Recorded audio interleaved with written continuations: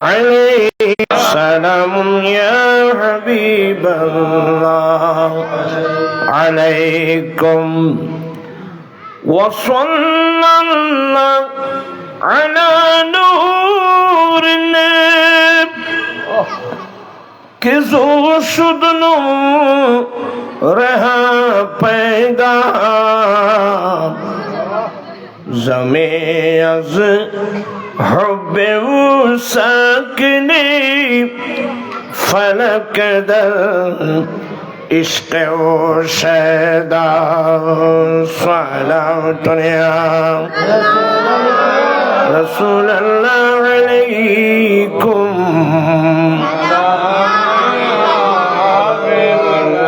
अस्सलाम नूर चश्मे अंबिया अस्सलाम पादशाहे औलिया गौसे आज़म बमने बिसरूसा मददे क़िबलाए दी मददे काबाई मददे अस्सलाम नूर चश्मे अंबिया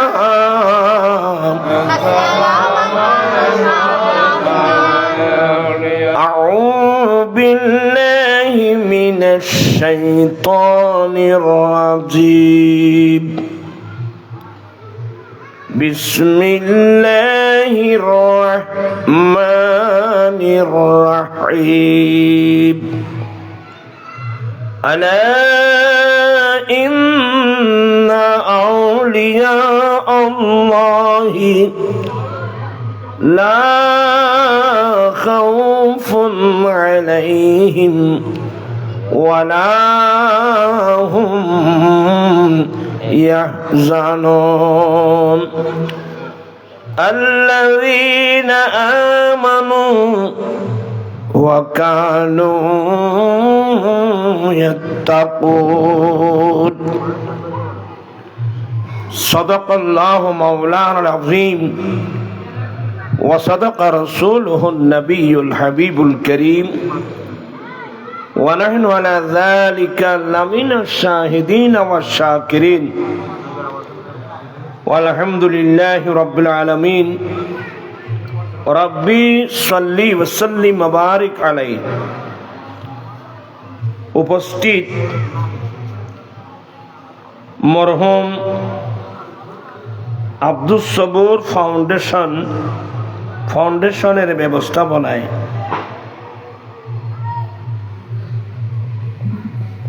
অলিকুল সম্রাট গৌসে পাকের শরণ পাশাপাশি ইমাম আহলে সুন্নাত হুজুর কিবলা रहनुमाए शरीयत व तरीक़त मुर्शिद बरहक इमाम अहले सुन्नत हुजूर क़िबला अल्लामा काज़ी मोहम्मद नूरुल इस्लाम हाशिमी रहमतुल्लाह अलैहिर स्मरणे आयोजित महफिलेर सभापति प्रवीण आलेम दीन আমার অত্যন্ত মহব্বতের ব্যক্তিত্ব মুজাহিদি মিল্লাত পীরে তরিকত আলহাজ মাওলানা আবুল কালাম আজাদ সাহেব কিবলা দামাত বরকাতুল আলিয়া প্রতিষ্ঠাতা কেশুয়া খানকায়ে মজিদিয়ে সুন্নিয়ে মাদ্রাসা তশরিফ আনবেন ইমাম আহলে সুন্নাত হুজুর কিবলার মেজো সাহেবজাদা আলহাজ মান কাজী মোহাম্মদ আবুল ইরফান হাশিমি মুনাইমি মুদাজিল্ল খতিব বাইতুল হাম বটতলী বাইতুল হাম হাশিমি জামে মসজিদ প্রধান বক্তা হিসেবে তশরিফ আনবেন আজিজ গ্রামী মৌলানা জৈনুল আবদিন আল কাদেরী সাহেব মুদাজিল্ল আরবি প্রভাষক সিভাতলে জামিয়া গৌসিয়া বহুমুখী আলিয়া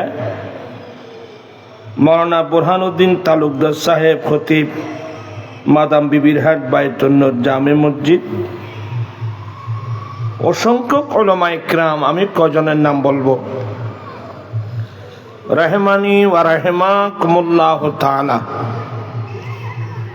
মহান রব্বুল আলামিনের দরবারে লাখ কোটি শুকরিয়া আদায় করছি যে রব্বুল আলামিন আমাদেরকে ও আমার পাশে তশরিফ এনেছেন আমার বেয়াই মুজাহিদ মিল্লাত জনাব আলহাজ গিয়াসউদ্দিন চৌধুরী সাহেব,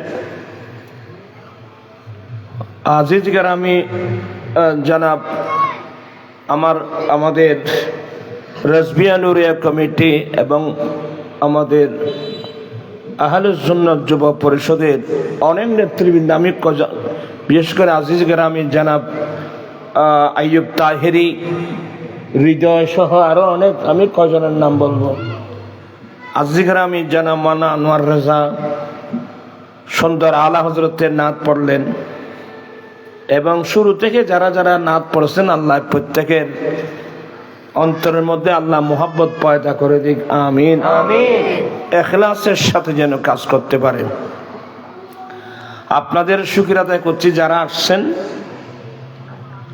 আসলে আজকে যে আমি মাহফিলে আসতে পারবো তার কোনো নিশ্চয়তা ছিল না। গতকালকে একটা বড় দুর্ঘটনা, মারাত্মক অ্যাক্সিডেন্ট। আসলে আল্লাহর দয়া, আমি আজকে জুমার মধ্যে এটাই বয়ান দিয়েছি, কোন মানুষ যদি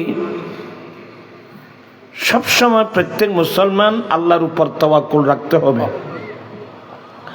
আল্লাহ বলছেন যে ওয়ামাই ইয়াতাওয়াক্কাল আলাল্লাহি ফাহুয়া হাসবুহু, যারা আল্লাহর উপর তাওয়াক্কুল করে, ভরসা করে, তার জন্য আল্লাহ যথেষ্ট।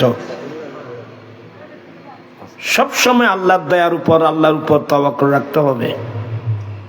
আল্লাহর দয়া ছাড়া একটা কদম দেওয়ার ক্ষমতা আমাদের কারো নাই। আমরা তো এগুলো অনেকে বুঝি না। আর আমার দয়া রাসূল বলছেন যে লোকটা ঘর থেকে বের হওয়ার সময় এই দোয়াটা পড়বে, দোয়াটা হলো বিসমিল্লাহি তাওয়াক্কালতু আলাল্লাহ লা হাওলা ওয়ালা কুওয়াতা ইল্লা বিল্লাহ। ঘর থেকে কোনো ভালো কাজে, খারাপ কাজে পড়লে হবে না। খারাপ কাজ এগুলো পড়লে কিন্তু ঈমানের খতরা আছে। আপনি ভালো কাজের জন্য যাচ্ছেন, আল্লাহর উপর ভরসা করে যেতে হবে। তাওয়াক্কালতু আলাল্লাহ লা হাওলা ওয়ালা কুওয়াতা ইল্লা বিল্লাহ।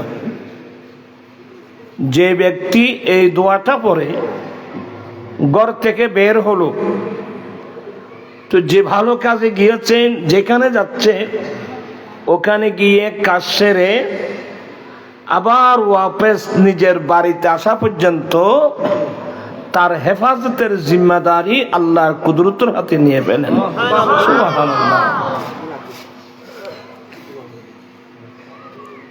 তো যাই হোক, আল্লাহর অসীম দয়ার মেহেরবানি ছিল, গাড়ি অনেক মারাত্মক ক্ষতি হয়েছে। আল্লাহ আমাদেরকে নিরাপদ রেখেছেন, কারো গায়ে একটা ইয়ে হয়নি, আলহামদুলিল্লাহ। তো আসলাম, আসলে আমি আসরের নামাজ পড়ে বের হয়েছি। মানে জাম কাহাকে বলে, কয় প্রকার, কি কি আজকে দেখলাম আমি। বড়দিঘির পার যে জামটা পড়লো, চিন্তা করলাম যে না, এই দিক দিয়ে আর যাওয়া যাবে না, একেবারে ফতেঙ্গা হয়ে টানেল দিয়ে। দেখলাম যে টানেলের মুখে আরেক জাম। যাই হোক, এখানে পৌঁছতে পৌঁছতে 8টা বেজে গেল। কোন আসরের নামাজ পড়ে বের হলাম আমি। এমনি তো শরীর ক্লান্ত, আর আসলে এই জায়গায় না আসলে, আমি না আসলে কোনো সমস্যা হতো না। এটা তো আমার অনেক পুরানো জায়গা, বিশেষ করে আমার বড় ভাই মুজাহিদ মিল্লাত পীরে তরিকত আলহাজ মাওলানা আবুল কালাম আজাদ সাহেব কিবলা, উনি আমাকে অন্তর থেকে ছোট ভাই হিসেবে মহব্বত করেন। আসলাম, আপনারাও মহব্বত করেন, দোয়ার জন্য আসলাম আর কি। বিশেষ করে আমার আম্মি জান খুবই অসুস্থ, ওনার জন্য একটু দোয়া চাচ্ছি। তো এখানে মাশাআল্লাহ এখানে অনেক উলামা ইকরামকে দেখতে পাচ্ছি। আমি না আসলেও কোনো সমস্যা হতো না। তো আসলাম হিসেবে কোরআন মাজিদ ফুরকান হামিদের একটি মারুফ মশহুর আয়াতে কারিমা তেলাওয়াত করলাম। মহান রব্বুল আলামিন যদি তৌফিক দান করেন, দু চার কথা বলে আমি আমার বক্তব্য শেষ করব। আসলে আমি অনেক জায়গায় একটা কথা বলে থাকি,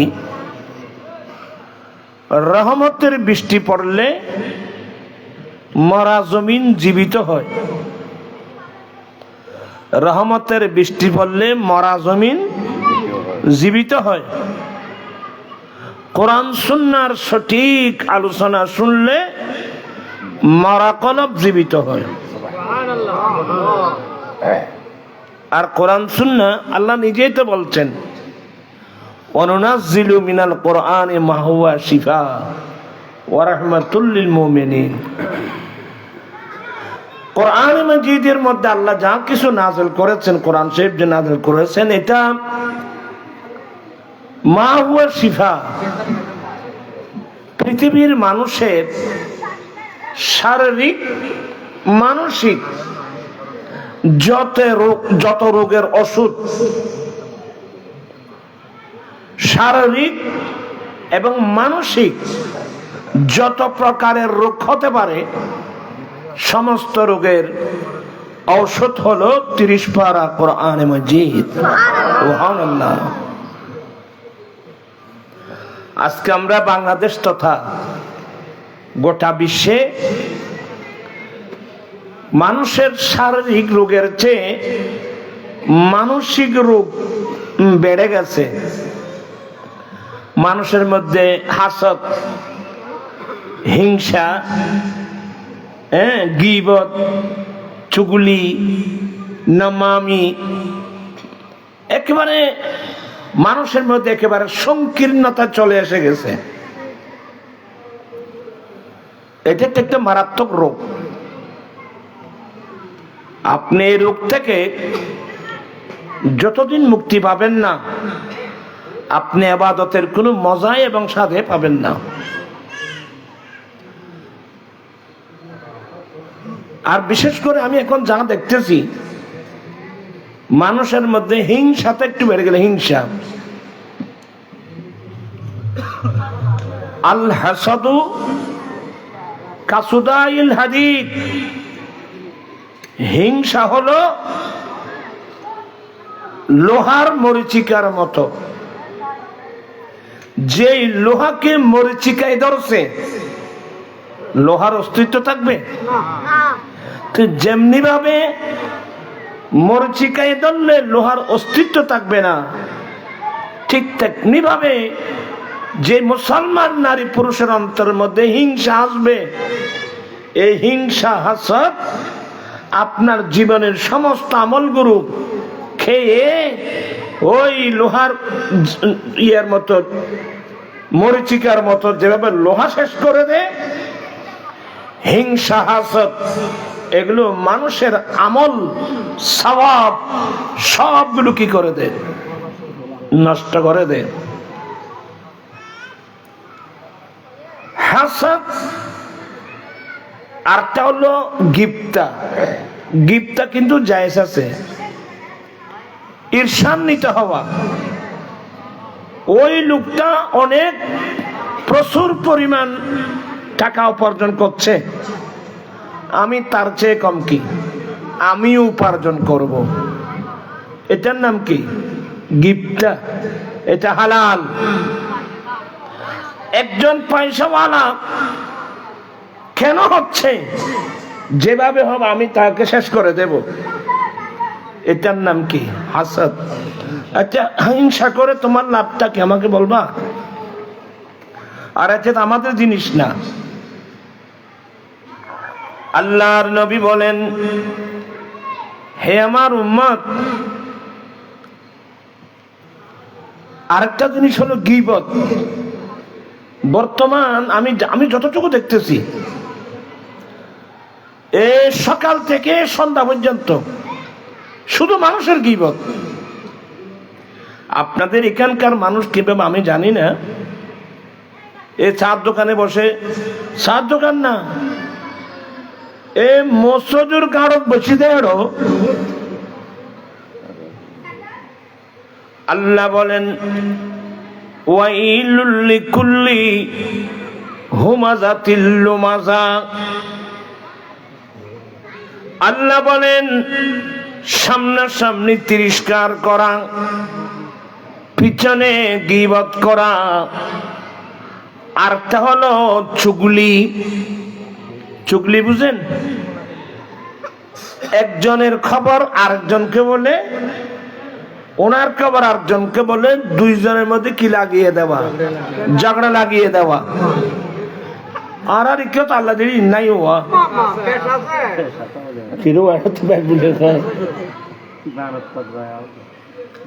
আমি আর ওয়াজ করবো না, এই দুই তিনটি কথা বলবো, কারণ এগুলো থেকে কলব যতক্ষণ আমি পবিত্র করব না, এ কোরআনে পাকের হেদায়েত আমার জীবনে কোনোদিন আমি পাবো না।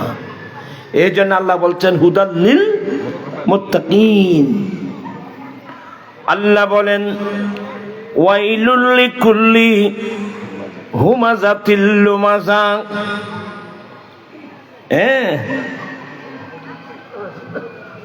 প্রত্যেক সামনের সামনে তিরস্কার, পিছনে গীবত এবং কি নামামি যারা করবে তাদের জন্য ধ্বংস, ওরা ধ্বংস হয়ে যাবে। গীবত এত বড় মারাত্মক জিনিস। তো সামনে সামনে তিরস্কার, মানুষের সামনে, 10 জনের সামনে, 20 বাজারে সামনাসামনি যাটাই বলে কারা? যারা প্রভাবশালী মানুষ। এরা জানা যে আমি 20 বাজারে কে যদি আমি বেইজ্জত করি, আমার বিরুদ্ধে প্রতিবাদ করার কোনো ক্ষমতা তার কাছে নেই। এই যে সামনাসামনি তিরস্কার করে যারা সমাজের প্রভাবশালী মানুষ, আর পিছনে গিয়ে গীবত করে দুর্বল মানুষ। সামনে বলার ক্ষমতা নাই, পিছনে গিয়ে কি করে গীবত যাকে বলা হয়। সামনাসামনি তিরস্কার, পিছনে গীবত, আর তা হলো নাম্মামি। নাম্মামি বুঝেন? এটাকে আর দেশে কি হয় যে চুগলখড়ি, চুগলি চুগলি। আর কে আর ছোট খালে দেখি দি মাইয়া কদু নাছিল বেগুন খগ্গ দেখি দিয়ে এ গোড়া ফারাই না বেড়াইলি বের ফেরার বাদ অজন্য হইতো। উচ্চার করার খবর ইচারে ঘরত, ইচারে ঘরের খবর উচ্চারে ঘরত, এই ঘরের খবর ওই ঘরে, ওই ঘরের খবর এই ঘরে বলে দুই মানুষের মধ্যে কি লাগাই দিত? ঝগড়া লাগাই দিত। এগুলো না করলে তার ফেটের বাদ কি হয় না? হজম হয় না। প্রাণ পিসাম ভাইয়েরা, এই কাজগুলো কি আমরা মুসলমানের জিনিস না বিধর্মীদের জিনিস? আমার নবী বলেন, হে আমার উম্মত, তোমার ভাই মারা গেল, একটু মনোযোগ, তোমার ভাই মারা গেল, তুমি তোমার ভাইয়ের পাশে বসে মৃত্যু ভাইয়ের শরীর থেকে কামড় দিয়ে দিয়ে মাংস খাওয়া পছন্দ করো? বলে না ইয়া রাসূলুল্লাহ, আমরা কোনো একজন মইয়ত পাশে থাকলে কামড় দিয়ে মাংস খাওয়া তো দূরের কথা, একটা ওই যে আম গাছের নিয়ে মানুষ আস্তে আস্তে নড়াচড়া করে যাতে মইয়তের শরীরে কোনো মশা মাছি যেন কি না বসে, কষ্ট হবে, মইয়তের কষ্ট হবে। আমার ভাইয়েরা, আমার নবী বলেন, এ আমার সাহাবা, তোমার ভাই মারা গেল, মৃত্যু ভাইয়ের শরীর থেকে কামড় দিয়ে দিয়ে মাংস খাওয়া পছন্দ করো? বলে না ইয়া রাসূলুল্লাহ। বলে যদি আপন মৃত ভাইয়ের শরীর থেকে কামড় দিয়ে দিয়ে মাংস খাওয়া যদি পছন্দ না করো, গীবত করা বন্ধ করে দাও। বর্তমান সমাজে এগুলো কি হয়ে গেছে, বেড়ে গেছে।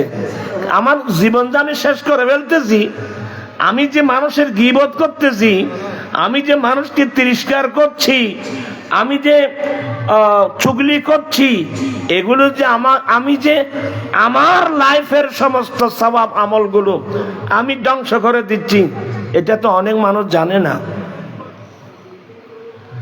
আপনারা কি বিরক্ত হচ্ছেন মনে হয় নাকি? তা আপনি কি করবেন? আল্লাহর নবী বলেন, তাখাল্লাকু বিআখলাকিল্লাহ, বান্দা তোমরা আল্লাহর চরিত্রে চরিত্রবান হও। উম্মত তোমরা আল্লাহর চরিত্রে চরিত্রবান হও। আল্লাহর চরিত্রের মধ্যে একটা চরিত্র হলো বান্দার অপরাধ দুস্ত্রুটিগুলো গোপন করা। আল্লাহু আকবার। রব্বুল আলামিনের 99 নামের মধ্যে এক নাম সত্তার। সত্তার মানে সত্তারুল উয়ুব, যিনি বান্দার দুস্ত্রুটি আইবগুলো গোপন করে রাখে যাতে মানুষের সামনে প্রকাশিত না হয়। সুবহানাল্লাহ।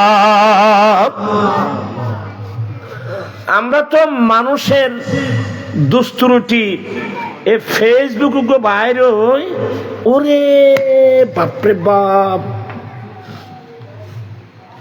মানে আমার আপনার দৃষ্টিতে তার মতো বড় অপরাধী আর কেউ নেই। তুমি কি তোমার লাইফের কথা, লাইফের দিকে চিন্তা করছো? আমার ভাইয়েরা সাবধান, জবানকে হেফাজত করুন। পড়ুন কালা। আপনার অসুবিধা হচ্ছে? কালা রাসূলুল্লাহি সাল্লাল্লাহু আলাইহি ওয়াসাল্লাম, মান সাতারা উয়ুবা আখিহি সাতারাল্লাহু উয়ুবাহু ইয়াউমাল কিয়ামাহ। আমার দয়াল নবী বলেন, উম্মত তোমরা তোমাদের মুসলিম ভাই বোনের কোন একটা দুস্ত্রুটি কথা তুমি যদি পাবলিসিটি না করে, তুমি যদি একজন মুসলিম ভাই বোনের দুস্ত্রুটির কথাগুলো যদি তুমি গোপন করতে পারো, তুমি যদি গোপন করতে পারো, আল্লাহ কিয়ামতের কঠিন দিনে তোমার জীবনের বড় বড় দুস্ত্রুটির কথাগুলো আল্লাহ নিজে গোপন করে ফেলবে।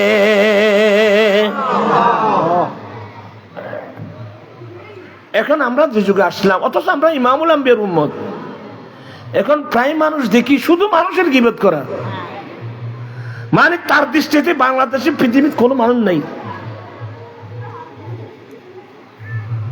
প্রাণ পিছাই ভাইরা,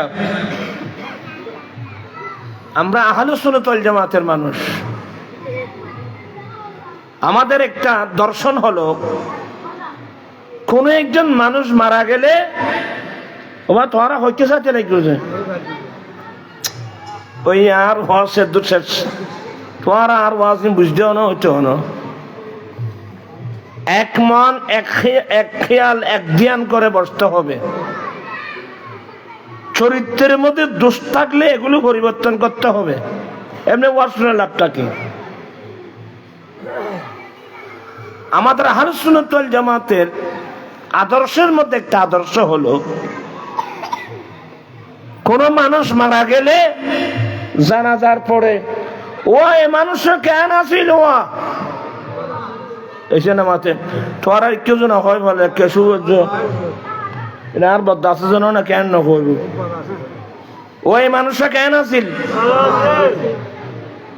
সবাই বলে খুব ভালো ছিল। এগুলো নিয়ে কিছু আমাদের দেশে হুজুর আছে,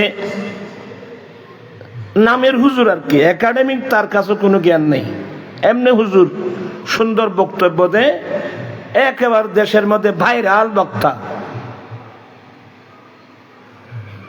স্কুলের ছাত্র, কলেজের ছাত্র, ইউনিভার্সিটির ছাত্র ভাইদেরকে বলবো কোন আলেমের ওয়াজ শুনবেন এটা আগে মেমোরিতে রাখতে হবে আপনার। আমার ভাইয়েরা, আল ইলমু দীনুন, ইবনে সিরিন বলছেন আল ইলমু দীনুন, ইলম এটা ধর্ম।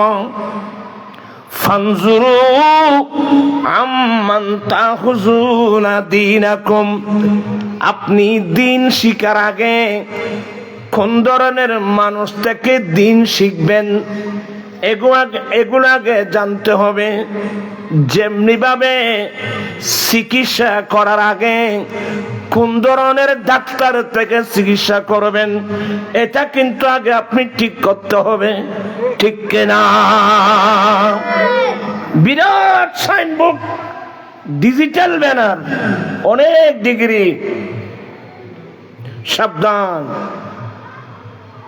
আপনি যেমনি ভাবে নিজের শরীরের রোগের চিকিৎসা করার জন্য যেভাবে ডাক্তার যাচাই করতে হবে ঠিক তেমনি ভাবে দিন শিখার জন্য, দিন বুঝার জন্য আপনাকে বিজ্ঞ আলেম তালাশ করতে হবে। কোন আলেম? তোরা ওয়াজ গেলে বেসুতে বইতে আসবে ইও তোরা তিতে তিতে মিক্কা লাগে। আমি কোরআন শরীফের একটা আয়াত বলি, শোনেন, এর মধ্যে তারা আছে। বিসমিল্লাহির রাহমানির রাহিম, সুম্মা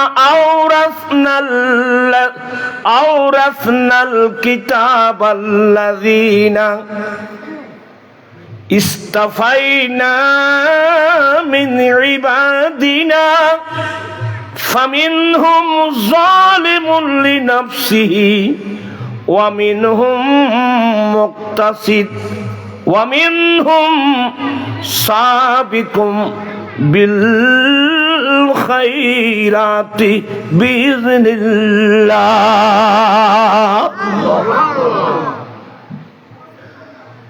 আপনাদের কষ্ট হবে কথাগুলো। আল্লাহ বলেন, আমি আমার বন্দাদের মধ্য থেকে যাদেরকে আমার কিতাবের ওয়ারিস বানানোর জন্য নির্বাচিত করেছি, আমার বন্দা থেকে যাদেরকে আমি আমার কিতাবের ওয়ারিস বানাবার জন্য আমি নির্বাচিত করলাম। এক নম্বর, ফামিনহুম যালিমুন লিনাফসিহি, তাদের মধ্যে এক নম্বর হলো যারা নিজের নফসের উপর জুলুম করে। কি মানে?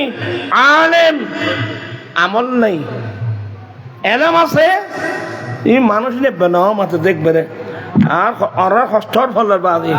আচ্ছা, আর কোথায় নেই কে সাপ্তাহে খেতাব করে দিলাম ইন আর সময় আলেম ওলামাদের মজলিসের মধ্যে বলবো, আপনাদেরকে এতটুকু বলবো, আপনি নিজের শরীরের রোগের চিকিৎসার আগে আপনি যেভাবে ডাক্তার বাছাই করতে হবে ঠিক তেমনি ভাবে দিন শিক্ষার জন্য আলেমদেরকে কি করতে হবে, বাছাই করতে হবে।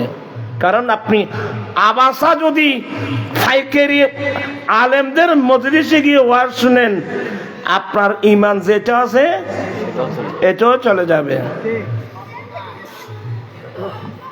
আমার জীবন মরণ সাজাবো মাদানী রঙে, আমার জীবন মরণ সাজাবো।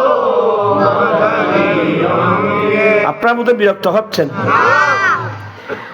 আমাদের দেশে এমন এমন আলেম আছে কিন্তু বাংলাদেশে ভাইরাল, কিন্তু ওনার কথাগুলো সম্পূর্ণ কোরআন সুন্নাহ বিরোধী। বলো হুজুর, উপমার স্বরূপ আমাদেরকে একটু বুঝান। আমি অনেকবার বলছি, আমাদের দেশে কিছু হুজুর আছে না, এই আমার ভাইরা না, এ আমার ড্রাইভার ভাইরা, এই ড্রাইভাররা গাড়ি চালানোর সময় ফির বুজুর্গের কবর দেখলে গাড়ি থামান কেন? আরে ওরা মরে গেছে, ওরা তোমার কোনো লাভ ক্ষতি করতে পারবে না। তো অনেক ছেলেরা বলে হ্যাঁ ঠিক ঠিক ঠিক, এই ধরনের কেসে বাংলাদেশে নাই। আমি আমার ছেলেদেরকে আমি সতর্ক বাণী উচ্চারণ দিচ্ছি, সতর্ক করছি, ভাইজান এটা একটা নাস্তিক মতবাদ। মানুষ মারা গেলে সে মানুষের কোনো লাভ ক্ষতি করতে পারবে না, এটা তো নাস্তিকদের দর্শন। কিন্তু আশ্চর্য লাগে, আমার সামনে কোরআন রেখে আলেম সেজে ইসলামের নামে মানুষকে নাস্তিক মতবাদ দিচ্ছে। এই ড্রাইভাররা গাড়ি চালানোর সময় ফির বুজুর্গের কবর দেখলে তোমরা গাড়ি থামাও কেন? ওরা মরে গেছে, ওরা কোনো লাভ ক্ষতি করতে পারবে না। তো অনেকে যারা ইংরেজি শিক্ষিত, বাংলা শিক্ষিত, যারা কোরআন হাদিসের জ্ঞান নাই, ওরা বলতে ঠিক তো, মারা গিয়েছে, ওনার ডেড বডি কবরস্থানে দফন করা হলো, হ্যাঁ এটা তো কোনো লাভ ক্ষতি করতে পারে, এটা তো সত্যি। আমি আপনাদেরকে খুব কষ্ট করে আপনারা আমার কথাগুলো শুনবেন, এটা একটা নাস্তিক মতবাদ।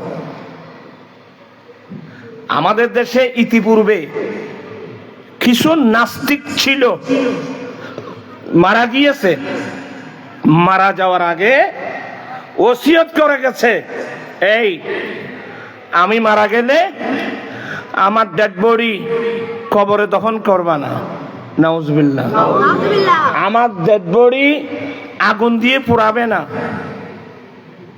হ্যাঁ বলে আমার ডেড বডি কবরেও দিবে না, মাটির নিচেও দফন করবে না, আগুন দিয়ে পোড়াবে না। কি করব? বলে আমার ডেড বডিটা মেডিকেলের ছাত্র ছাত্রীদেরকে দিয়ে দিবা, কারণ আমার ডেড বডি কবরে দফন করলে আমার ডেড বডি তো মাটি খেয়ে ফেলবে, আমি তো কোনো মানুষের লাভে করতে পারলাম না। তো যদি মেডিকেলের ছাত্র ছাত্রীদেরকে দেওয়া হয় তো ওরা আমার ফিরসিরে মানুষ অপারেশন করার পদ্ধতি হলেও শিখবে। নাউজুবিল্লাহ বলবেন না? কিন্তু এটা কিন্তু মানুষের ব্রেনে ঢুকবে, কিন্তু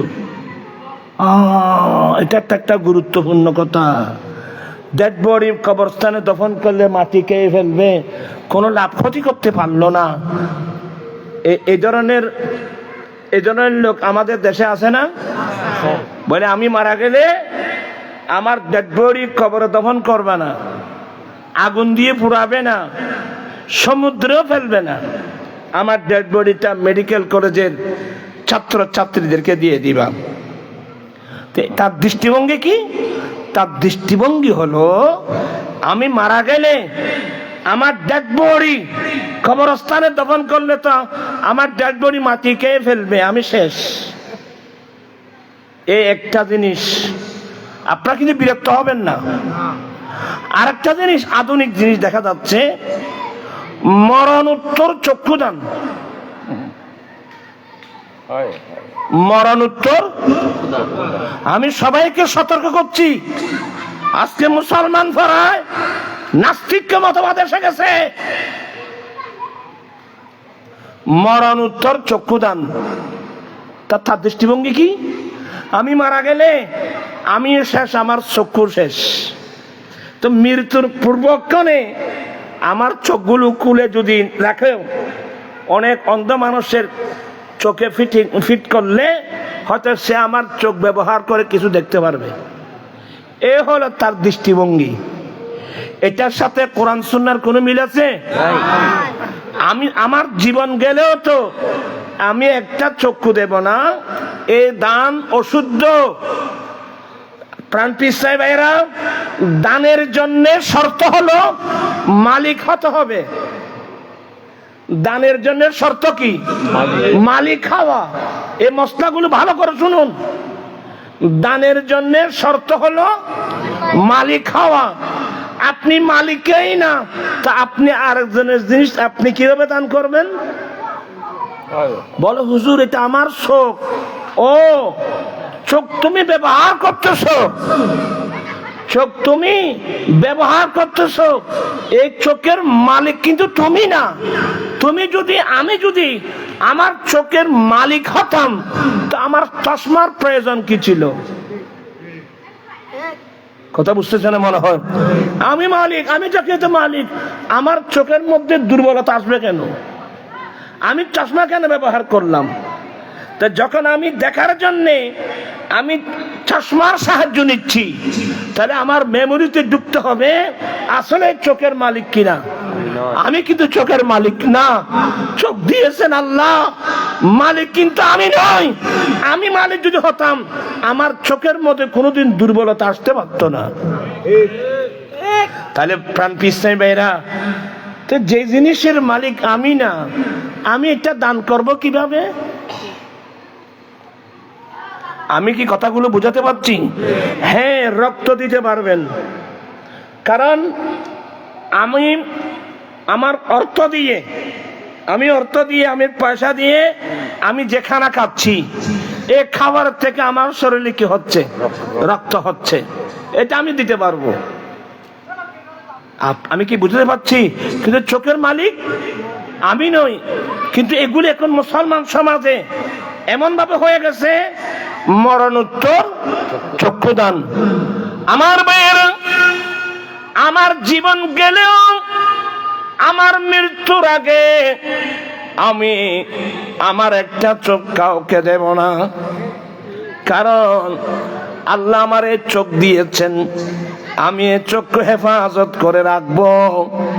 এক নম্বর হলো মৃত্যুর আগে তো আছেই, মৃত্যুর পরে আমার কবরে তো আমার দয়াল নবী আসবে। মৃত্যুর পরে আমার কবরে প্রথম সাক্ষাৎ আমার দয়াল নবীর সাথে। আমি নয়ন ভরে আমার দয়াল নবীর নূরানি চেহারা দেখব।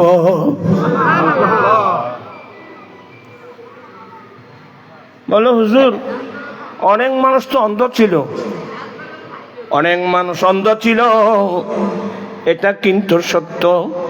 অনেক মানুষ অন্ধ ছিল, সে যদি সত্যিকার মুমিন হয়, যেমন আমার দয়াল নবীর সাহাবাদের মধ্যে অনেক সাহাবা ছিল অন্ধ সাহাবা, যেমন হযরত সাইয়েদনা আব্দুল্লাহ ইবনে উম্মে মাকতুম, যিনি আমার নবীর দ্বিতীয় মুয়াজ্জিন। বেলাল এক মুয়াজ্জিন, আরেকজন মুয়াজ্জিন হলো আব্দুল্লাহ ইবনে উম্মে মাকতুম, অন্ধ সাহাবা। এরা দুনিয়াতে কপালের চোখের দৃষ্টি নাই, কিন্তু তাদের অন্তরে আল্লাহ এমন দৃষ্টি দান করেছেন, ওই অন্ধ সাহাবা যখন মারা যাবে, মারা যাওয়ার সাথে সাথে আল্লাহ তার চোখের দৃষ্টি ফিরাইয়ে দেবে। হুজুর এগুলো কোথায় বললেন? আমার ভাইয়েরা, হযরত উসমান ইবনে হুনাইফ রাদিয়াল্লাহু তাআলা আনহু থেকে হাদিস বর্ণিত, আতা রাজুলুন দারিরুল বাসার, আমার নবীর কাছে একজন অন্ধ সাহাবী আসলেন। নবী গো, আমার জন্য একটু দোয়া করুন না, আমি অন্ধ মানুষ, আমার আর কিছু সহ্য হচ্ছে না ইয়া রাসূলুল্লাহ, আমি অন্ধ মানুষ, আমি তো কিছু দেখছি না রে বাবা। ও আবার কেশুয়ার ভাইয়েরা, আল্লাহ দুটো আমাদেরকে চক্ষু দিয়েছেন, যে চক্ষু দিয়ে আমি আমার মা বাবার চেহারা দেখছি, আমি আমার উস্তাদের চেহারা দেখতেছি, বন্ধু বান্ধবের চেহারা দেখতেছি। আল্লাহর কত সুন্দর জগৎ, সুজলা সুফলা শস্য শ্যামলা, আল্লাহর কত সুন্দর জগৎ, সৃষ্টি জগৎ আমি চোখে দেখতেছি। আমার ভাইয়েরা, আজকে আমরা তো চোখের বিশেষত্ব, চোখের বৈশিষ্ট্যটা আমরা তো ধরে রাখতে পারি নাই। আল্লাহ চক্ষু দিয়েছেন দেখার জন্যে, প্রাণপ্রিয় ইসলামী ভাইরা, আল্লাহ চক্ষু দিয়েছেন দেখার জন্যে। কিন্তু আমি কোথায় কোথায় দেখব, কোথায় কোথায় দেখা হারাম, আল্লাহ বিস্তারিত বর্ণনা করে দিয়েছেন। সুবহানাল্লাহ। আমার ভাইয়েরা, আমার নবী বলেন, যে ছেলে দৈনিক একবার মা বাবার চেহারার দিকে দেখবে মায়ার দৃষ্টি দিয়ে। কোন দৃষ্টি? এই ছেলে, তোমরা খেলতেছো আমার পাশে বসে, খেলিও না। আমি বলতে চাচ্ছিলাম, আমার দয়াল নবী বলেন, যে ছেলে ডেলি একবার মুহাব্বতের দৃষ্টি দিয়ে, মায়ার দৃষ্টি দিয়ে একবার মা বাবার চেহারা দেখবে, আহা ইনি আমার জন্মদাতা বাবা, ইনি আমার গর্ভধারণী মা, এই কথা বলে একবার মায়ার দৃষ্টি দিয়ে দেখলে, আমার দয়াল নবী কত বড় সুসংবাদ দিয়েছেন, আল্লাহ তাকে কবুলকৃত একটি হজের সওয়াব দান করবে। এই ছেলেরা, তোমরা শুনছো? ভালো করে শোনো। একজন সাহাবা প্রশ্ন করলেন, নবী গো, কোন সাহাবা যদি ডেলি 100 বার মা বাবার চেহারা দিকে মায়ার দৃষ্টি দিয়ে দেখে? আমার নবী বলেন, আল্লাহু আকবার, আল্লাহ মহান, যে ছেলে দৈনিক 100 বার মায়ার দৃষ্টি দিয়ে, আহা ইনি আমার জন্মদাতা বাবা, ইনি আমার গর্ভধারণী মা, এই কথা ভেবে মায়ার দৃষ্টি দিয়ে 100 বার দেখবে, আমার নবী ঘোষণা দিলেন, আল্লাহ মহান, বিদায় আল্লাহ 100 কবুলকৃত 100 হজের সওয়াব দান করবেন। সুবহানাল্লাহ।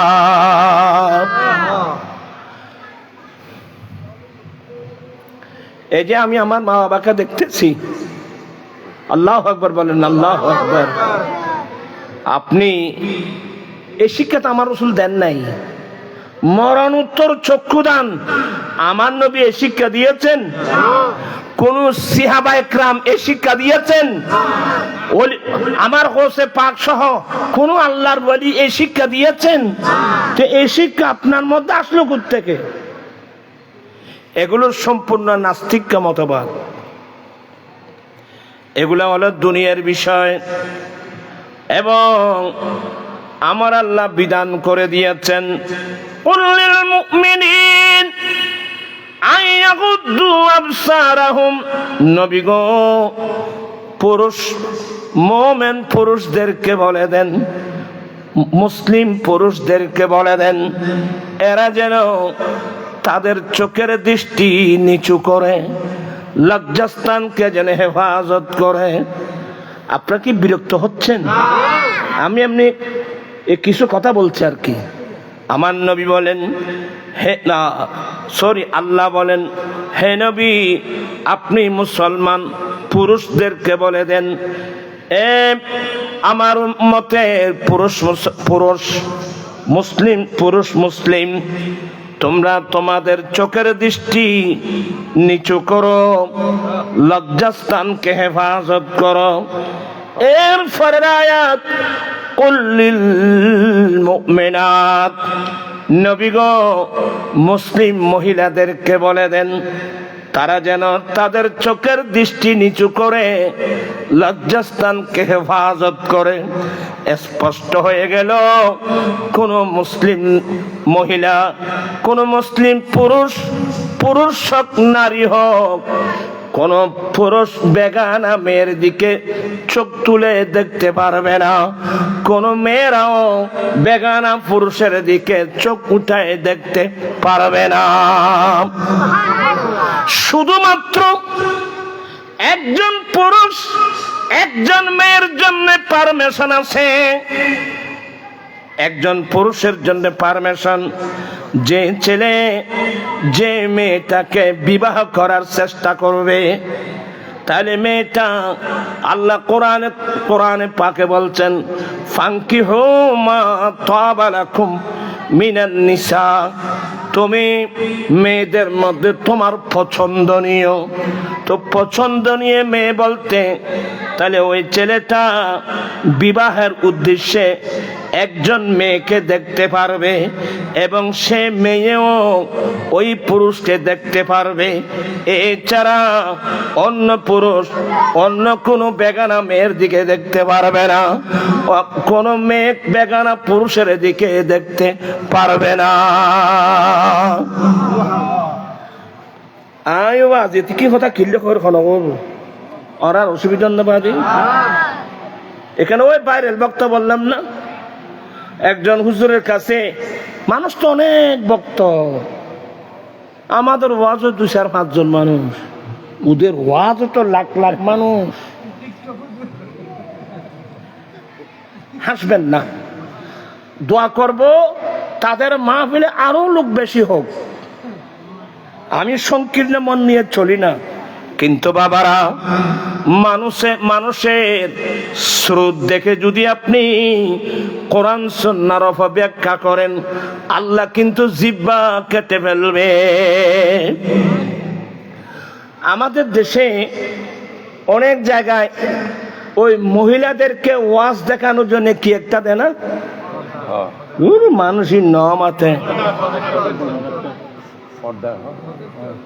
প্রজেক্টর বলে না, ইংরেজি বলি বেশি বুঝবালা বুঝার আর বলে প্রজেক্টর দেন না। হ্যাঁ, অনেক বড় বড় পর্দা। হ্যাঁ, মেয়েরা তো মাহফিল আসতে পারবে না, পুরুষের সঙ্গে আসতে পারবে না, তাদের জন্য আলাদা কি দেওয়া হয়, পর্দা দেওয়া হয়। ওরা ওখানে বসে বসে যেন মাহফিলটা দেখতে পারে। মাহফিল মানে যে হুজুর ওয়াজ করবে ওনাকে দেখবেন, ওনার আশেপাশে কারা আছে ওরা দেখবেন, সবাইকে দেখবে ওরা ওখান থেকে। তো একজন শ্রোতা প্রশ্ন করছে, হুজুর এই যে স্ক্রিনের মধ্যে প্রজেক্টের মধ্যে যে মাহফিলগুলো দেখানো হয় মহিলাদের জন্য, এগুলো চাওয়া কি জায়েজ আছে? তো প্রশ্ন তো খুব চমৎকার, খুব ভালো একটা প্রশ্ন। আমি এই জন্য ছেলেদেরকে ধন্যবাদ দিই যারা ভালো প্রশ্ন করে। তো হুজুর কি বলছেন জানেন? হুজুর বিভিন্ন কথা বললেন, আমি শুনলাম আর কি, ইউটিউবে দেখলাম আর কি। বিভিন্ন কথা বলার পরে এক পর্যায়ে বলছে যে হ্যাঁ, আপনার কোন মহিলাদেরকে মাহফিল দেখানোর জন্য ভিতরে যদি বড় প্রজেক্টর দেওয়া হয়, আপনি মাহফিল দেখতে পারবেন, হুজুর যিনি বক্তব্য রাখছেন ওনাকে দেখতে পারবেন। শুধু সাবধান থাকতে হবে আপনি যেন হুজুরের প্রেমে না পড়ে যান। আপনারা শিক্ষিত লোক, আমি আশ্চর্য লাগাতে হুজুরদের তো অনেক মানুষ এগুলো বুঝবেন, হাসে আরো। হ্যাঁ, কি চমৎকার উত্তর দিল, যেন হুজুরের প্রেমে না পড়লে হবে, দেখলে কোনো সমস্যা নাই একথা বলে। কেন আমার রসুলের যুগে অনেক মহিলারাও পুরুষের সঙ্গে মসজিদে কোথাকার দলিল কোথাকে এনে দিল। তা আমি বলছি যে আপনি যে বললেন, আপনি ওদেরকে বলবেন যে হুজুর আপনি যে বললেন ওই প্রজেক্টের মধ্যে যে মাহফিল দেখানো হয় ওখানে মহিলারা আপনি ওই হুজুরকে দেখতে পারবে বা যারা পাশে আছে তাদেরকে দেখতে পারবে, আপনি যে ফতোয়া দিলেন, তো কোরআন শরীফের এই আয়াত কোথায় নেবেন? আল্লাহ বলেন, হে নবী মুমিন পুরুষদেরকে বলে দেন তারা যেন তাদের চোখের দৃষ্টি নিচু করে, তারা যেন তাদের লজ্জাস্থান হেফাজত করে। এরপরের আয়াত হলো, হে নবী আপনি মুমিন মহিলাদেরকে বলে দেন তারা যেন তাদের চোখের দৃষ্টি নিচু করে, লজ্জাস্থান হেফাজত করে। এটা তো আপনি যে দেখতে পারবেন, যে ফতোয়া দিলেন প্রজেক্টের মধ্যে দেখতে পারবেন, এটা তো ডাইরেক্ট আল্লাহর কোরআন বিরোধী, ঠিক কিনা? এটা তো ডাইরেক্ট আল্লাহর কোরআন বিরোধী। আপনারা বিরক্ত হচ্ছেন? আর একটা কথা বলে শেষ করে দিচ্ছি। ওদের বলছিলাম এই ড্রাইভাররা পীর বুজুর্গের কবর দেখলে গাড়ি থামান কেন? ওরা মরে গেছে, ওরা তোমাদের কোনো লাভ ক্ষতি করতে পারবে না। তো ছেলেরা বলে ঠিক ঠিক ঠিক। আমি আপনাদেরকে স্পষ্ট ভাষায় বলছি, এটা একটা নাস্তিক মতবাদ। তার কাছে যদি একাডেমিক জ্ঞান থাকতো, আপনার সবাই মনোযোগ, ওনার কাছে যদি কি থাকতো, একাডেমিক জ্ঞান থাকতো, কোরআন সুন্নাহর জ্ঞান থাকতো, সে বলতো হে ড্রাইভাররা, আরে পীর বুজুর্গের কবর না, আপনি রাস্তা দিয়ে গাড়ি চালানোর সময় যদি রাস্তার পাশে কোন একজন মুসলমানের কবরস্থান পড়ে একটু ব্রেক করে কমসে কম ওই কবরবাসীকে একটা সালাম দাও। আসসালামু আলাইকুম ইয়া আহলাল কুবুর মিনাল মুমিনিন ওয়াল মুমিনাত ওয়াল মুসলিমিন ওয়াল মুসলিমাত নাসআলুল্লাহ লানা ওয়া লাকুমুল আফিয়া ওয়া ইন্না ইনশাআল্লাহু বিকুম লালাহিকুন। ওনার কাছে যদি একাডেমিক জ্ঞান থাকতো, সে বলতো যে ড্রাইভাররা আপনারা রাস্তা দিয়ে দ্রুত বেগে গাড়ি চালাচ্ছেন, ঠিক আছে, কিন্তু ভাই যদি রাস্তার পাশে কোন একজন মুসলিম ভাই বোনের যদি কবরস্থান পড়ে একটু ব্রেক করে তাদেরকে একটিবার কি দাও। কারণ আমার নবী জিয়ারতের একটা সপ্তাহ দিয়ে গেছেন। এবার আমি খোলামেলা কথা বলছি, আপনারা স্কুলের ছাত্র, কলেজের ছাত্র, আমার দয়াল নবী জিয়ারতের একটা কি দিয়ে গেছেন, চ্যাপ্টার দিয়ে গেছেন। আপনি মেশকাত করলেও পাবেন, বুখারী করলেও পাবেন, মুসলিম করলেও পাবেন, কিতাবুজ জিয়ারত। জিয়ারত মানে সাক্ষাৎ। ও আমার প্রাণপ্রিয় ইসলামী ভাইয়েরা, এটা কিন্তু মৃত্যুর আগের জিয়ারতের কথা নয়। মানুষ যখন মারা যায়, মানুষকে যখন কবরস্থানে দফন করে দেয়, অনেক মানুষ মনে করবে আমার বাবা যখন মারা গেল, আমার মা যখন মারা গেল, এদেরকে তো মাটি খেয়ে ফেলবে, ওনার সাথে আমার কোনো সম্পর্ক নাই, ওখানে যাওয়ার কোনো দরকার নাই। এটা না বুঝার জন্যে আমার নবী একটা জিয়ারতের সপ্তাহ দিয়েছেন। উম্মত তোমরা তোমাদের মা বাবা মুরব্বীদের কবরস্থানে যাও, তাদের সাথে সাক্ষাৎ করে আসো। তোমার মা মারা গেল, বাবা মারা গেল, তোমরা এই কথা মনে করিও না তোমার সম্পর্ক শেষ হয়ে গেল, সাবধান। তোমরা কবরস্থানে যাও।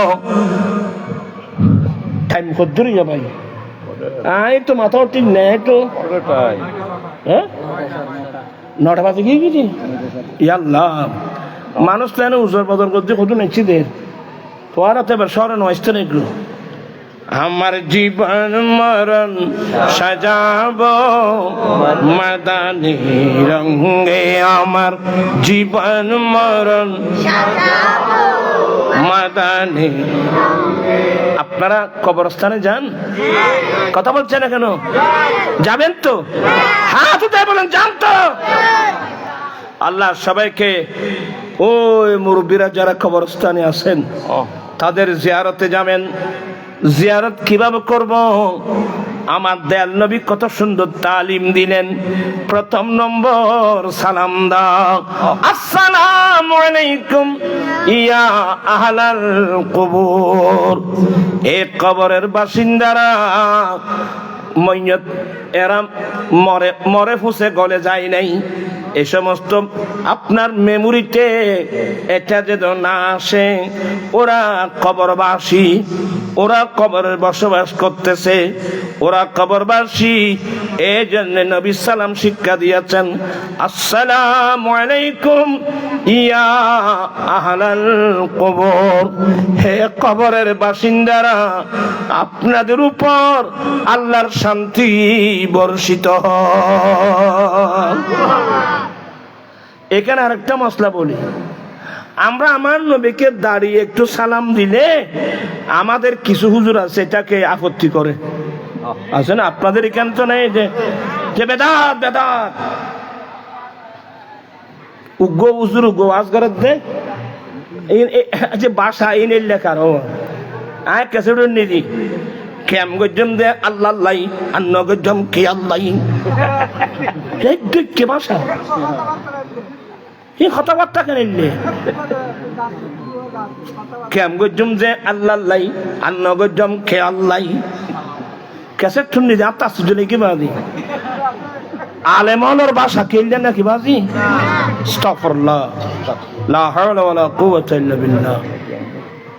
আমি আপনাদেরকে বলবো, ওই হুজুরদের কাছে জিজ্ঞাসা করবেন, হুজুর আমার নবীকে দাঁড়িয়ে একটু সালাম দিলাম, এটা যদি বেদাত হয়, আমি যে কবরস্থানে গেলাম, ওই কবরস্থানে গিয়ে কবরবাসীকে যে সালাম দেব, এটা কি বসে দেব না দাঁড়িয়ে দেব?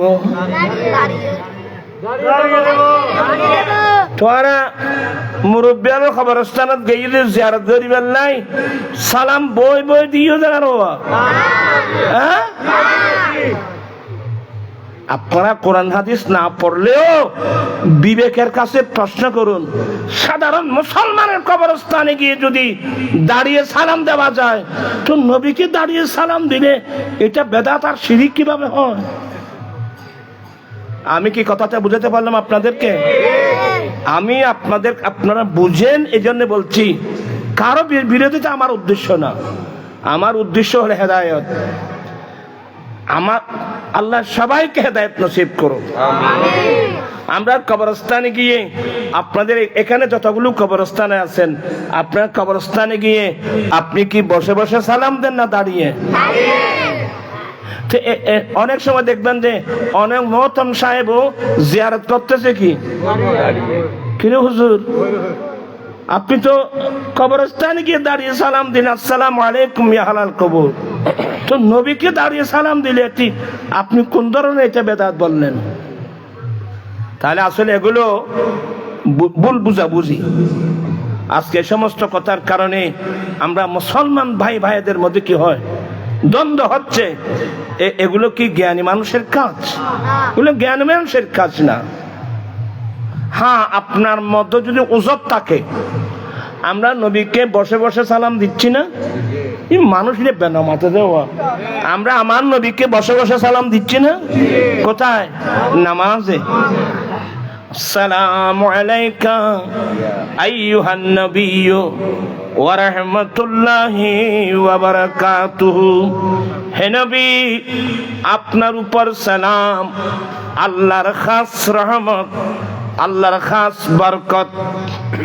আমরা নবীকে নামাজের ভিতর বসে বসে সালাম দিচ্ছি, ঠিক কিনা? তো নামাজের বাইরে আমি কি বসে দিতে হবে? ওই জান্নাতে না দাঁড়িয়ে দিতে পারবো? এই জন্য আহলে সুন্নাত ওয়াল জামাতের দর্শন হলো, আমরা দাঁড়িয়ে দাঁড়িয়ে নবীকে সালাম দিই, বসে বসে নবীকে সালাম দিই। আমরা বসে বসে নবীর উপর দরুদ পড়ি, আবার দাঁড়িয়ে দাঁড়িয়েও পড়ি। হ্যাঁ, দাঁড়িয়ে দাঁড়িয়ে নবীর উপর দরুদ পড়া বেদাত নয়, এটা বোঝানোর জন্যে আমরা নামাজের ভিতর বসে বসে দরুদ পড়ি। কোন নামাজ? যে নামাজ ফরজে আইন, যে নামাজ ফরজে আইন, ওই নামাজের মধ্যে আমরা বসে বসে সালাম দিই, ঠিক আছে তো? কিন্তু আরেকটা নামাজ আছে ফরজে কিফায়া, জানাজার নামাজ। জানাজার নামাজের মধ্যে দরুদ শরীফ আছে না? এই জন্য মাত্র মানুষ এখানে জানাজার নামাজে দরুদ শরীফ আছে না? তো জানাজার নামাজ তোমরা কি বই বই করো নাকি? না দাঁড়িয়ে দাঁড়িয়ে? এটা দরুদ ইব্রাহিম নাই? তাহলে ফরজে আইনের মধ্যে পড়লাম বসে বসে, ফরজে কিফায়ার মধ্যে আল্লাহ বিধান দিয়েছেন দাঁড়িয়ে দাঁড়িয়ে। তাহলে আমরা বসে পড়তে পারবো, দাঁড়িয়ে পড়তে পারবো, এখানে আপত্তি করার তো কিছু নেই। আমি কি জিনিসটা বুঝাতে পারলাম? কি ক্লিয়ার হলো তো? কোন সন্দেহ আছে? আর কোন সন্দেহ আছে? আল্লাহ জাতিকে এগুলো বুঝার তৌফিক দান করুন। আর এগুলো নিয়ে কত বছর দ্বন্দ্ব করবেন? একটু একসাথে বসেন না। এই জন্য আমি বারবার মাহফিলে বলছি, আজকে মুসলমানের অনৈক্যের কারণে আজকে ইহুদি নাসারারা সুযোগ পেয়ে গেছে। আমাদের দেশে জামাত ইসলাম আছে, আমাদের দেশে কওমি হেফাজত ইসলাম আছে। আমি তো নাম ধরে বলছি, যারাই আছেন সত্যি যদি ইসলাম হন, অনৈক্য কেন? অনৈক্যের কারণগুলো চিহ্নিত করুন। অনৈক্যের কারণগুলো চিহ্নিত করে কোরআন সুন্নাহ দিয়ে সমাধান করুন। একটা ফ্লিপ কারণ আসুন, ঠিক কিনা ভাইয়েরা? আবার যদি সমাধান করতে না পারেন, আগামীতে রাষ্ট্রীয় বিরাট বিরাট জিম্মাদারি আসবে, এগুলো সমাধান করবেন কিভাবে? আমি কি কথা বুঝাতে পারছি? এগুলো কিভাবে করবেন? আগে গড়ের গুলো সিদ্ধান্ত, গড়ের সমস্যাগুলো, এর জন্য আমি বারবার বলছি, ওপেন বলছি। আমাদের অনেক ছেলেরা স্কুলের ছাত্র, কলেজের ছাত্র, ইউনিভার্সিটির ছাত্র, আপনারা তো জ্ঞানী ছেলে, ব্রেনের ছেলে, কই আপনারা তো কোনোদিন প্রশ্ন করলেন না যে হুজুর এই অনেকের কারণগুলো কি কি? আজ পর্যন্ত একজন কলেজের ছাত্র, ইউনিভার্সিটির ছাত্র, ব্রেনি ছেলে, ব্রড মাইন্ড নিয়ে, হুজুর আমরা তো এগুলো বুঝতেছি না, সমস্যা কি আমাকে একটু খুলে বলুন। আজ পর্যন্ত আমার লাইফে আমি ওপেন সবাইকে ডাকি, আজকে মুসলমানের এত অনৈক্য হবে কেন? কাছে আসো, আমার বক্তব্য শোনো, ভুল হলে ছেড়ে দিও, কোনো সমস্যা নাই। হেদায়েতের জন্য সবসময় অন্তর খোলা রাখতে হবে। যেটা হোক সবাই মানবো, যেটা অশুদ্ধ আমরা কেউ মানবো না। কিন্তু আপনি যদি এক গুইমে না, আমার নেতাই বলছে ভুল হলো শুদ্ধ, আমি এই দলের মধ্যে নাই বাবা। এগুলো ইহুদি নাসারার স্বভাব, এগুলো ইহুদিদের কালচার, এগুলো নাসারাদের কালচার। ইসলাম ধর্মের মধ্যে স্বজন প্রীতির কোন স্থান নেই। আর বিশেষ করে আমরা আলা হযরতের অনুসারী। আমি আলা হযরতের জীবনী পড়ছি, আমার বয়সে যা পারছি। আমরা ব্রেন কম, লেখাপড়া এত বড় বেশি না, এমনি মানুষ বড় হুজুর এমনি মানুষ বলে আর কি। আমি নিজেকে দেখতেছি, আমি নিজেকে জীবনে কোনোদিন মাওলানা তো দূরের কথা, মৌলবী শব্দ আমি জীবনে কোনোদিন লেখি নেই। কথা বুঝছেন? আমরা আল্লাহ বলছেন ওয়ামা উতিতুম মিনাল ইলমি ইল্লা কালিলা, আমি তো তোমাদেরকে জ্ঞান দিয়েছি একেবারে অল্প। আজকে এগুলো নিয়ে কত যুদ্ধ, কত দ্বন্দ্ব। আমি আলেম ওলামাদের খেদমতে বারবার অনুরোধ জানাচ্ছি, আপনারা এগুলো চিহ্নিত করুন, অনৈক্যের কারণগুলো চিহ্নিত করুন, সংশোধনের ব্যবস্থা করুন। কথা বুঝতেছেন? আপনার কথা বুঝতেছেন? এগুলো সংশোধন হয়ে গেলে তো সমস্ত মুসলমান একটা প্ল্যাটফর্মে এসে যাবে, ইসলাম শক্তিশালী হবে। আসলে কথার নাম লতা, অনেক বেড়ে যায়। আমি আর কথার সামনের দিকে বাড়াচ্ছি না, এগুলোর সামনে অনেক কঠিন আলোচনা আছে। আপনার কবরস্থানে যাবেন জিয়ারতের উদ্দেশ্যে, প্রথম নম্বর কি? সালাম। প্রথম নম্বর কি? সালাম। আল্লামা জালালউদ্দিন সুয়ুতি বিরাট এক কিতাব লিখছেন শরহুস সুদূর। ওই মাইয়াত দুনিয়াতে যদি আপনাকে চিনত, আপনি তার কবরের পারে যাওয়া মাত্র আপনাকে সে চিনবে। আপনি এখানে যুক্তি, আপনার এখানে যুক্তি কোনো চলবে না বাবা, কোরআন সুন্নাহ দিয়ে ফয়সালা করতে হবে। কবরস্থানে জানতো শুধু যাবেন তাই না, আমার দয়াল নবী নিজে কবরস্থানে গিয়েছেন। বুখারী শরীফ খুলুন, মুসলিম শরীফ খুলুন, উম্মুল মুমিনিন মায়েশা সিদ্দিকা বর্ণনা দিচ্ছেন।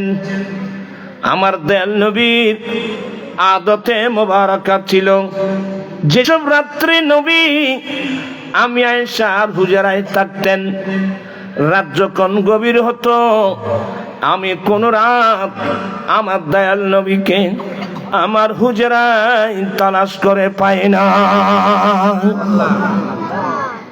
একদিন পাহারা দিলাম, আমার রাসূল গভীর রাত যায় কোথায় দেখি। একদিন যখন পাহারা দিলাম দেখলাম রাতের যখন শেষ ভাগ হয়, আমার দয়াল নবী আমি আয়েশার হুজরা ফেলে সরাসরি চলে গেলেন মদিনা শরীফের কবরস্থান জান্নাতুল বকি শরীফে। ইয়া তোরা ফাহুদনার দূরতে গিলে রে ফুয়াইন বেকুন তোরা বইও বাবা, বইয়েরে কিছু শুনো না। উম্মুল মুমিনিন মায়েশা বলেন আমার দয়াল নবী রাতের শেষ ভাগে জান্নাতুল বকি শরীফে চলে যেতেন। মদিনা শরীফের ঐতিহাসিক কবরস্থান জান্নাতুল বকি, এরা জান্নাতুল বকি বলে না, মাকবারাতুল বকি বলে, আমরা জান্নাতুল বকি বলি। আমার নবী ওখানে চলে যেতেন জিয়ারতের জন্য। শুধু এগুলো না, আমার দয়াল নবী বছরের মাথায় একবার কোন সময় উটনির পিঠে চড়ে, কোন সময় পায়দল হেঁটে হেঁটে উহুদের মাঠে যেতেন।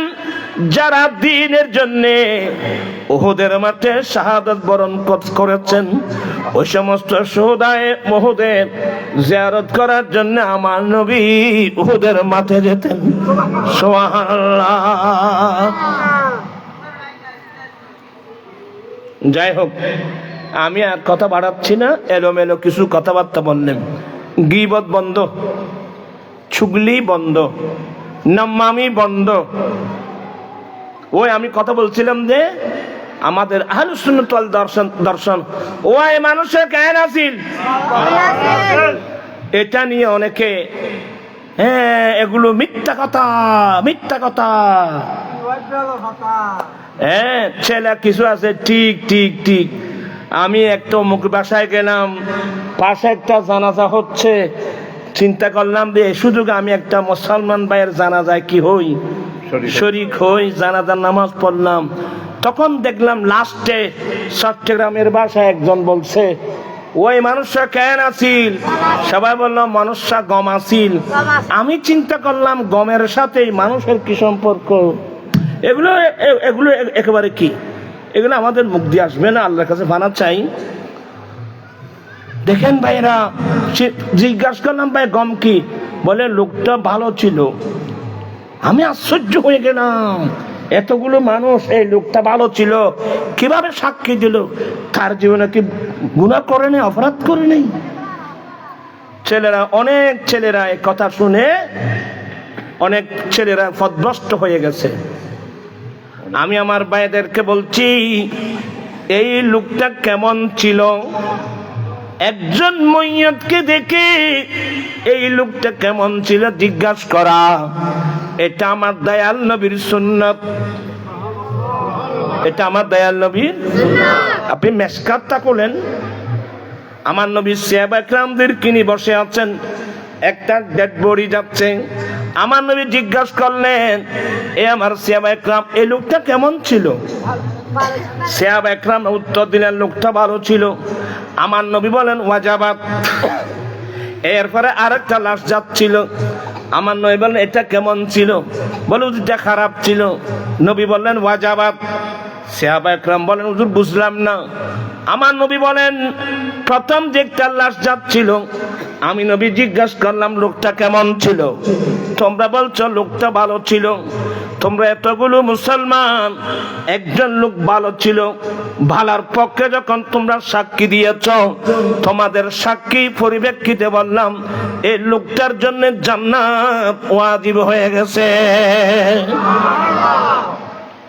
এর পরক্ষণে আরেকটা লাশ যাচ্ছিল। আমি নবী জিজ্ঞাসা করলাম, লোকটা কেমন ছিল? তোমরা বলছো খারাপ ছিল। এতগুলো মানুষ, একজন মানুষের খারাপের পক্ষে যখন সাক্ষী দিল, তোমাদের সাক্ষীর উপর ভিত্তি করে বললাম ওয়াজাবাত, কি মানে তার জন্য জাহান্নাম ওয়াজিব হয়ে গেল। এর পরক্ষণেই উম্মতে মুহাম্মদীর বিধান বর্ণনা করছেন, ওয়া আনতুম শুহাদাউল্লাহি ফিল আরদ। হে আমার সাহাবা একরাম, হে আমার উম্মত, তোমরা হলা জমিনের মধ্যে আল্লাহর সাক্ষী। আল্লাহরও সাক্ষী, তোমরা হলো আল্লাহরও সাক্ষী। তো একটা প্রশ্ন করতে পারেন, হুজুর সাহাবা একরাম তো যিনি ভালো ছিল ভালো বলছে, আর যিনি খারাপ খারাপ বলছে, তো আপনারা তো ওই মানুষে জ্ঞান আছিল, ওই খারাপ আছে তখন সময় ন। এগুলো না বলার পিছনে কারণ আমার নবী আরেকটা আইন জারি করেছেন। আমার নবী পরে আরেকটা আইন জারি করে দিয়েছেন, কি? উযকুরু মুহাসিনা মাউতাকুম। উম্মত, তোমরা তোমাদের মৃত ব্যক্তি যারা নারী পুরুষ, ওদের খারাপ সাইডগুলো তোমরা পরস্পর আলোচনা করবা না। তাদের জীবনে যেগুলো ভালো কাজ করছে এগুলো তোমরা আলোচনা করো। এই কারণে আমরা কোনো মানুষকে মৃত্যুর পরে খারাপ বলি না, ওইবে কেন আসিল এইবে ভালো আসিল। তো হুজুর মিথ্যা সাক্ষী না? না, মিথ্যা সাক্ষী না, ভালো ছিল বলার পিছনে একটা ভালো দলিল থাকলে তো হবে। কথা বলছে না কেন? দলিল কয়টা থাকলে হবে? এক নম্বর দলিল হলো লোকটা মুসলমান ছিল। দেখা লোকটা কি ছিল? তো মুসলমান বলিবার দাম কদ্দুর? আল্লাহ বলেন, ওয়ালা আবদুম মুমিন খায়রুম মিন মুশরিক। হ্যাঁ, মানুষের অনেক ভুল ত্রুটি দুস্ত্রুটি আছে বাবা, এগুলো বিচারের দায়িত্ব তো তোমাকে দেওয়া হয় নাই, এগুলো বিচারের দায়িত্ব আমাকে দেওয়া হয় নাই, এগুলো তো আল্লাহ বিচার করবে। আমাদেরকে বলা হচ্ছে তোমরা তোমাদের মইয়ত যারা তাদের ভালো দিকগুলো তোমরা পরস্পর কি করো। আমরা যখন একজন মইয়তের ভালো দিকগুলার পরস্পর আলোচনা করব, এক পর্যায়ে আল্লাহ বলবেন যা আমার বান্দা, এতগুলো বান্দা যখন একজন মানুষকে ভালো বলে যে আলোচনা করছে, যাও আমি তার জীবনের গুনাহগুলো কি করে দিলাম। আমি কি কথাগুলো বুঝাতে পারলাম? আসলে অনেক চ্যাপ্টার এখানে আসছে, আলোচনা হয়েছে। ইনশাআল্লাহ অন্য সময় আসলে, এগুলো কঠিন জিনিস, অনেক মানুষ এগুলো কম বুঝে, যার কারণে আমরা মুসলমান ভাই ভাইয়ের মধ্যে কি হচ্ছে।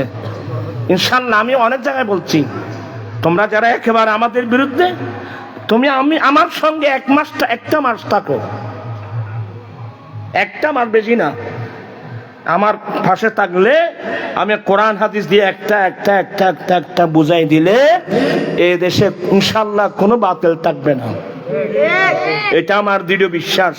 তবে নসিব যদি খারাপ হয় তাহলে তো ওখানে আমার করার কিছু নেই। হেদায়েত যদি কারণ নসিবে না থাকে আমি কি করতে পারবো? কোনোদিনও না।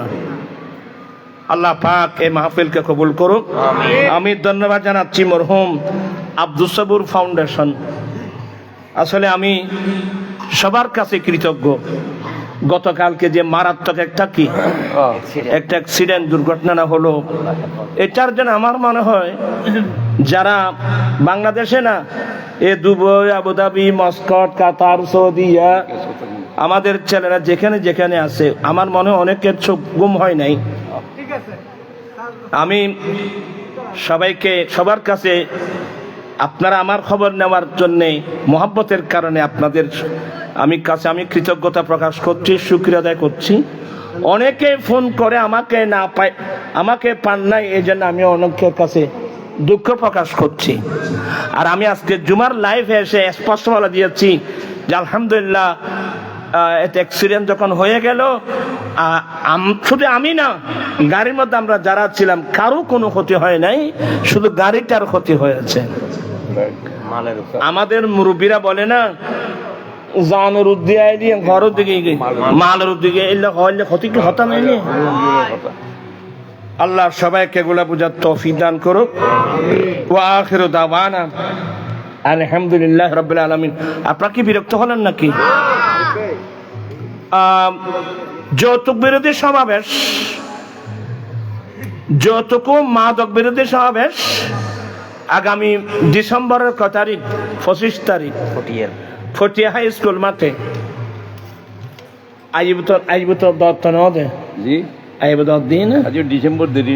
ডিসেম্বর দেরি আছে। আমি দাওয়াত দিচ্ছি আমাদের রাসবিয়া নুরিয়া কমিটি বাংলাদেশ ফটিয়ার উদ্যোগে। ওরা ছাত্র যখন আছে, তোমরা তোমাদের উদ্যোগ করো, সবাই তোমাদেরকে কি করবে?